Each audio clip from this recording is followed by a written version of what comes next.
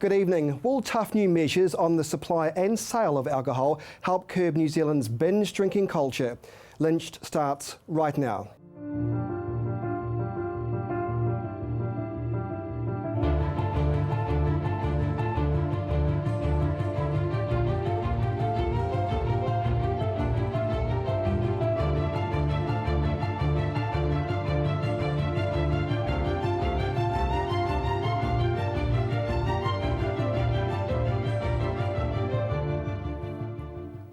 Good evening. The Council's getting serious about reducing harm booze does in this city. It's formally notified its local alcohol policy, which imposes limits on the sale and supply of alcohol. What does that mean? Well, essentially restricting trading hours of off-licence premises such as bottle stores and supermarkets from 9 a.m. to 9 p.m. and imposing a 1 a.m. closing time on pubs, taverns and on-licence restaurants in the suburban centres of this city. Bars and pubs will be allowed to stay open until 3 a.m, but the Council will have the discretion to impose a one-way door policy. Nightclubs in central Christchurch, the entertainment zone, they'll be allowed to stay open until 4 a.m. So to discuss these measures and why we apparently need them, Dr. Alistair Humphrey from the CDHB joins me. And good evening to you. Good evening. You make no apologies for this. You've made a submission to the Council saying these measures are absolutely necessary in this city. Why?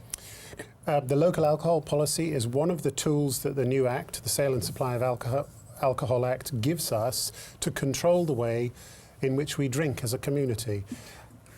I think our council has been very brave in debating these issues and then putting them forward. It's taken a while to get them notified.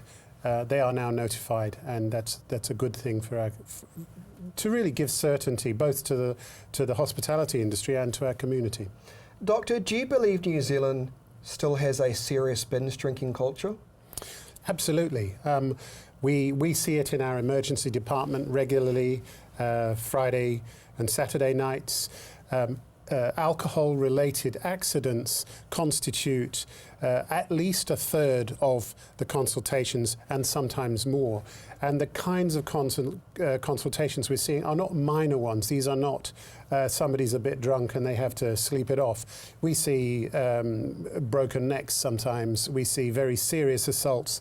We see young women sexually assaulted. So it's an expensive process, and it is something that our community has actually said when the council canvassed the community, and there were more than 4,000 responses. They were absolutely clear. They said they wanted less consumption of alcohol.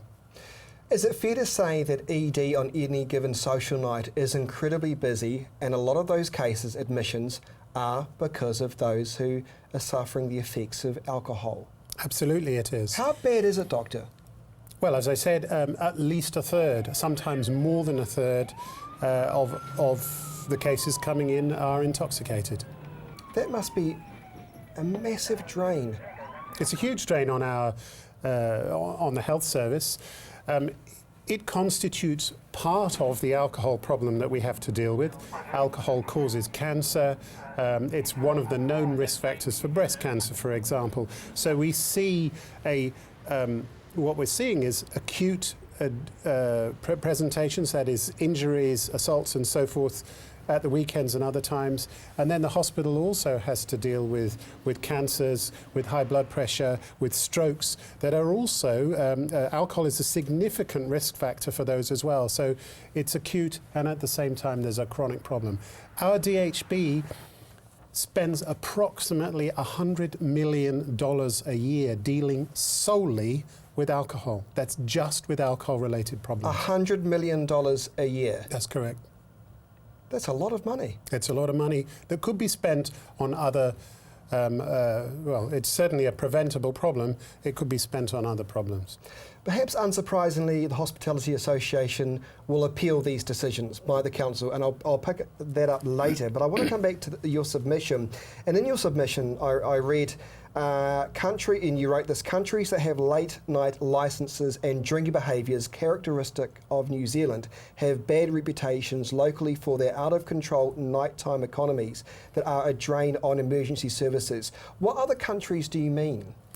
Well, there have been countries that have changed their drinking cultures. There are parts of Australia that have gone from late night to late night closing, if you like, to earlier in the evening. So Australia is one of those examples.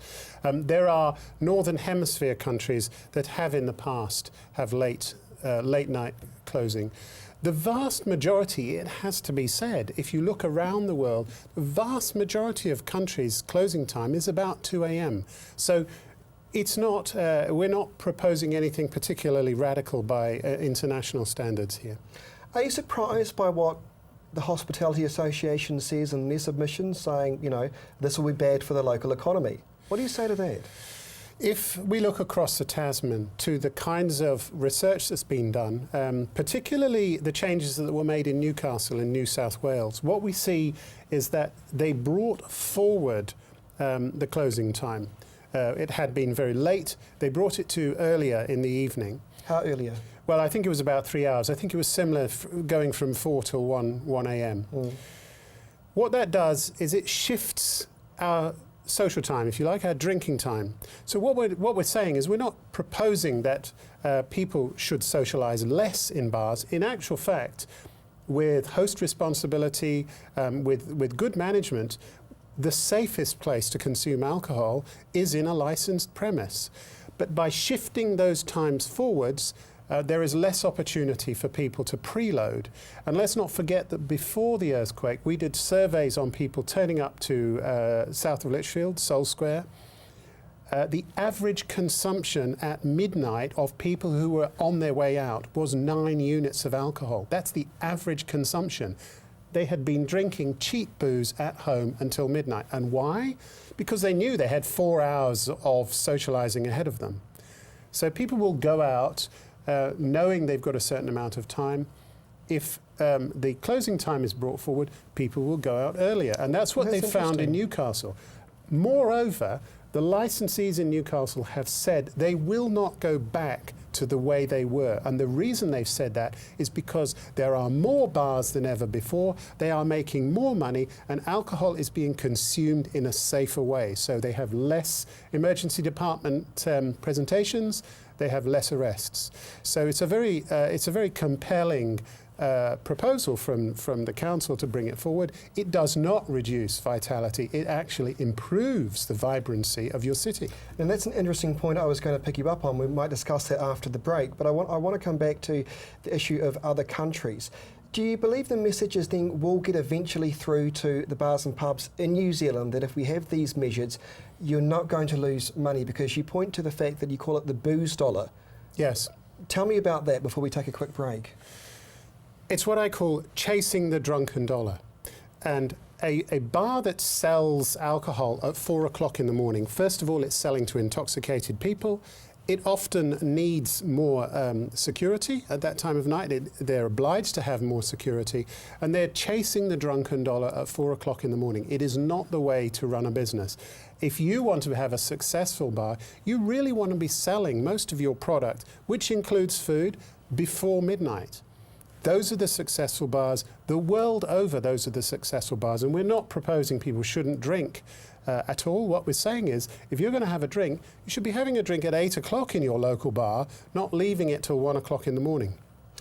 Interesting stuff. When we return, we'll discuss the notion that will our city potentially become a rest home if these measures are put in place? That's next.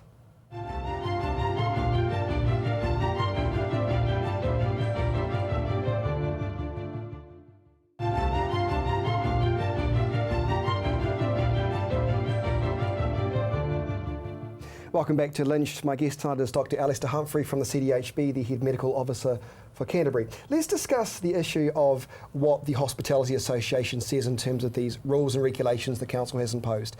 You know the argument. They say this is going to prevent a vibrant city. This is going to turn Christchurch City, Doctor, into nothing more than a rest home. What do you say to that? I'd say it's nonsense. I'd say look at other cities around the world. Look at London. Most bars in London, they're allowed to stay open, but they choose to close mainly between 11 and 12 o'clock.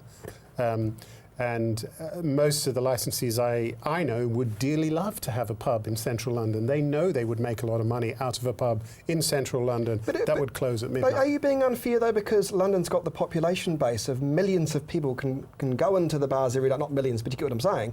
Christchurch, we're a population of 350,000.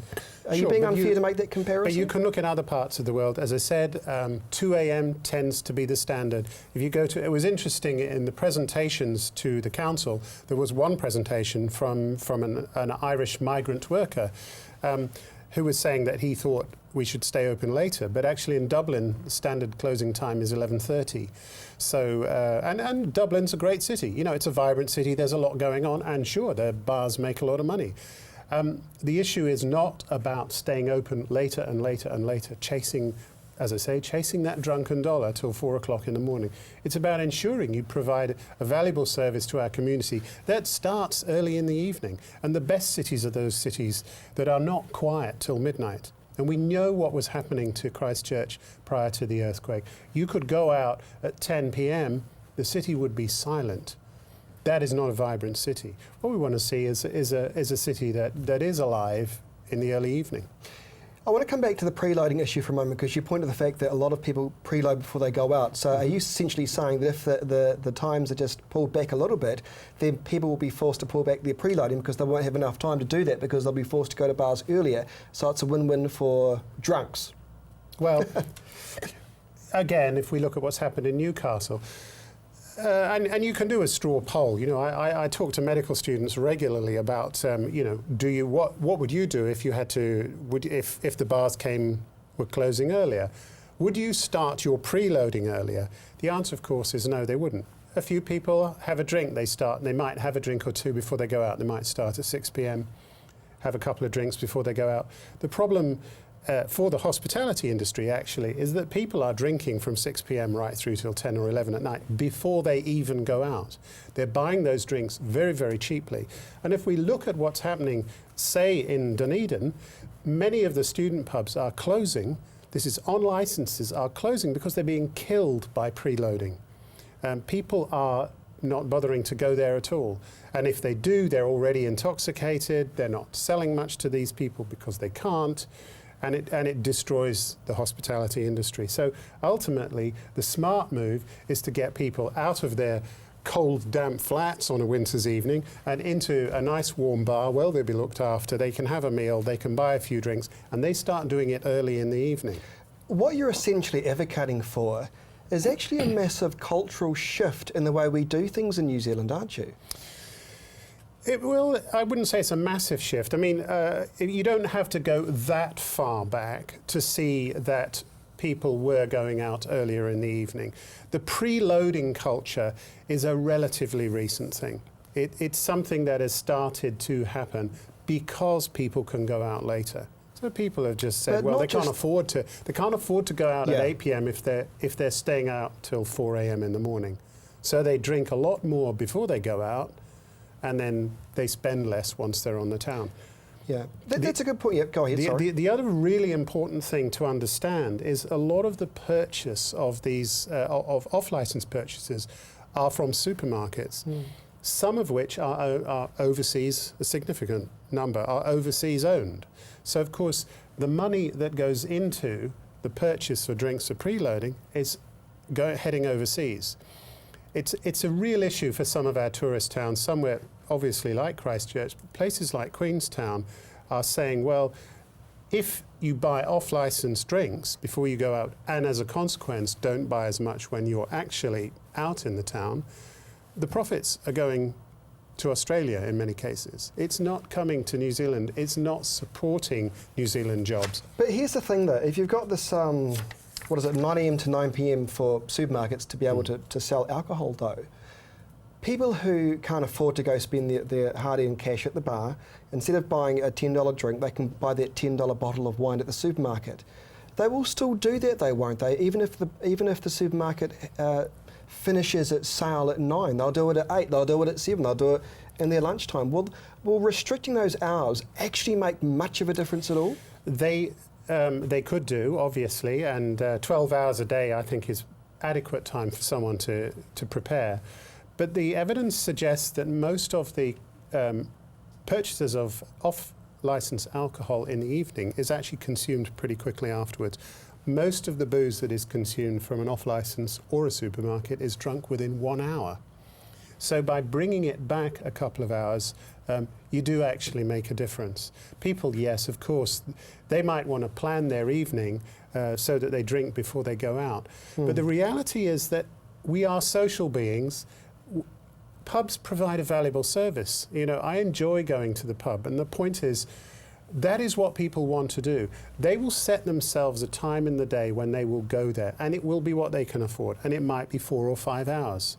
Doctor, I want to pick you up on something that I read, a report saying the council's own assessment has found the new measures will only result in a 1% reduction in alcohol harm and little or no consideration is being given to the economic benefits the nighttime economy has brought. Well, we've covered that, but let's just cover off a 1% reduction in the alcohol harm. Do you buy into that, or is that rubbish? Not at all. No, that was what they called the COVEC report. The company subsequently, after being discredited, changed their name.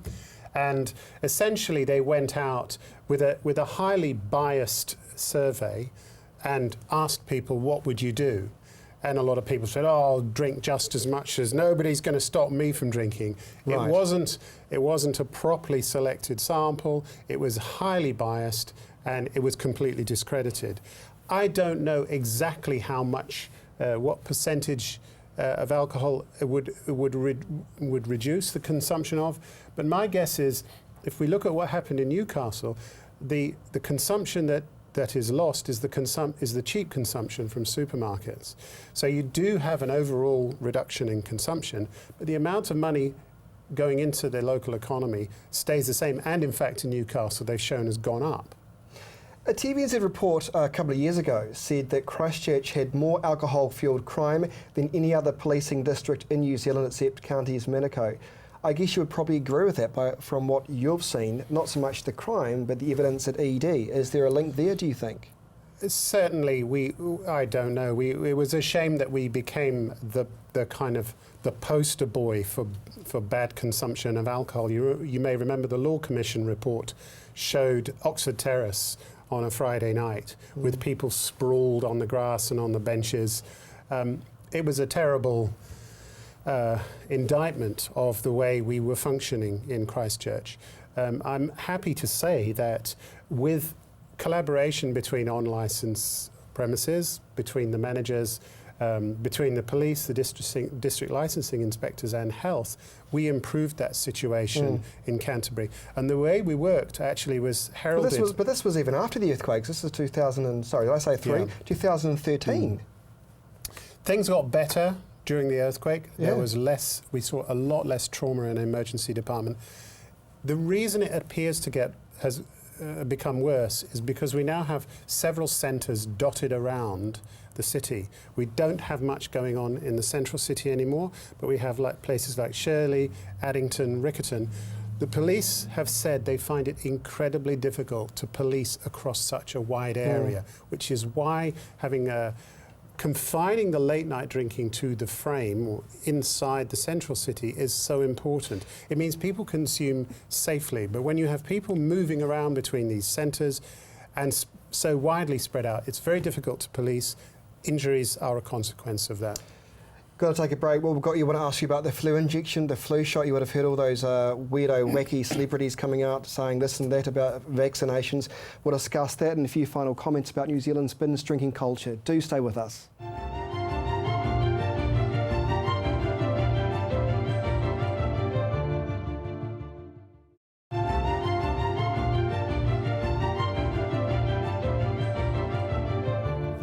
Welcome back to Lynched on CTV. My guest tonight is Dr. Alistair Humphrey from the CDHB. Doctor, these new restrictions the council's put in place, it's been notified, which means it's been given the green light, but it's far from over. This is a legal battle that could go on. What do you know? It is, sadly, well, I say sadly, lawyers are making a lot of money out of this. Oh, they'll be loving it, won't they? Some of them are, and we have had to engage lawyers involved in the process. It's a new act. There are lots of parts of the Act that are being appealed. And this local alcohol policy, along with many others, is likely to be appealed by many people. Sometimes health has appealed these LAPs. In Wellington, it was health that appealed the LAP. In this case, primarily, it's the hospitality industry. My guess, if they're going to appeal it, they've suggested they might do. That will then go to the Alcohol Regulatory Licensing Agency, ARLA, which has a judge on it, and the judge makes those decisions.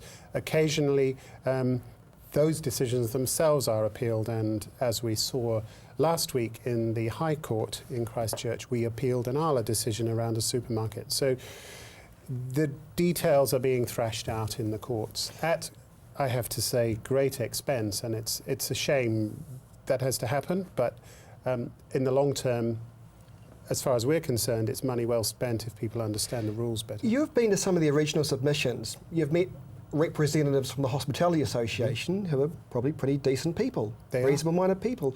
You've actually been able to agree on a few things, haven't you? You were saying off air.